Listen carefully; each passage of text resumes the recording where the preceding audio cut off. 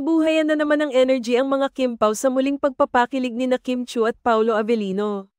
Kaliwat kanan ng pagbalandro ng video ng Kim Pao nakuha sa event ng isang fast food chain, particular sa isang dessert variant na ibinibenta dito. Nakiliti uli ang excitement ng mga Kim Pao fans sa duet number ng Kim Pao na nagpapakita ng kilig nila sa isa't isa. Ito ang signature ng Kim Pao sa kanilang pagsasama, ang magkaroon ng malagkit na tinginan sa isa't isa.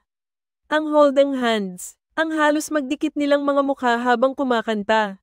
At ang tila kiniliti na reaksyon ni Kim na labas lahat ng ngipin sa pagpapakilig kay Paolo. Bentang-benta naman kay Paolo ang ginagawa ni Kim na parang hinaharot siya nito. Tila na-miss ni Kim ang ganitong mga ganap nila ni Paolo sa entablado at sa muli nilang pagkikita.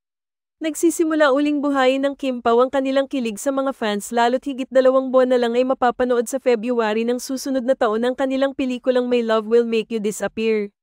Hiling lang ng mga fans diretsuhin na sana ng Kim Pao ang pagsasama nila ng madalas.